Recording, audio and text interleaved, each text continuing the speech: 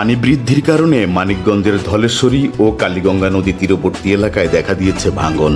এতে নদীতে বিলীন হচ্ছে বাড়িঘর, ফসলি জমি ও রাস্তাঘাট। ভাঙন আতঙ্কে নির্ঘুম রাত কাটাচ্ছেন নদী পাড়ের মানুষেরা।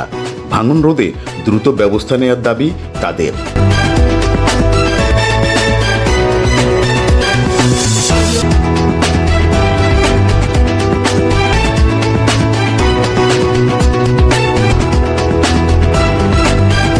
মানিকগঞ্জের ঘিওর উপজেলার ধলেশ্বরী ও কালীগঙ্গা নদী তীরের ঘিওর, কুস্তা, কুসুন্ডা ও জাবরা সহ আশপাশের বিভিন্ন এলাকায় চলছে ভাঙন।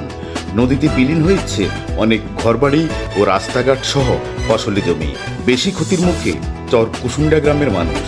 নিরাপদ আশ্রয় হারিয়ে ভাসমান জীবনযাপন করছেন অনেকে। আমার 2টা ঘর চলে গেছে নদীতে। এই জায়গা ভেঙে গেলে আর আমার কোনো যাওয়ার জায়গা নেই, সব নদীতে ভেঙে রয়ে গেছে।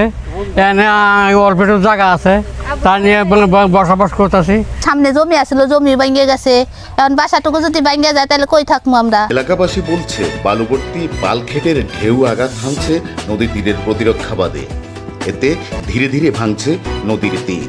নদী ভাঙন যেভাবে ধানের থাইলের কাছে এসে গেছে, আমরা ওইভাবে ধানের চারা উঠে নিতেছি, ধানের ক্ষতি হইতেছে। এই জন্য আমাদের সরকারের কাছে চাই যাতে এখান থেকে বাইন্দা একটা রাস্তা করে দেয়, পোলাপান যাতে শান্তি মতো স্কুল কলেজে যাইতে পারে। নদী তীরবর্তী এলাকায় ভাঙন প্রতিরোধে কাজ চলছে বলে জানালেন পানি উন্নয়ন বোর্ডের নির্বাহী প্রকৌশলী। ধলেশ্বরী নদীতে চলতি বর্ষা মৌসুমে অনেকগুলো ভাঙন দেখা দিয়েছিল। আমরা তাৎক্ষণিক ব্যবস্থা গ্রহণ করে মানুষের জানমাল অনেকাংশেই রক্ষা করতে পেরেছি। তাছাড়া যে সমস্ত ভাঙন রয়েছে সেগুলো আমরা উদ্যোগ গ্রহণ করছি যাতে মানুষ তার ঘরবাড়ি যেন, বিশেষ করে মসজিদ, মাদ্রাসা, সরকারি প্রতিষ্ঠান যেন নদী করে বিলীন হয়ে যায়। প্রতিশ্রুতি নয়, ভাঙন ঠেকাতে দ্রুততম সময়ে ব্যবস্থা নেবে প্রশাসন, এমন প্রত্যাশা স্থানীয়দের।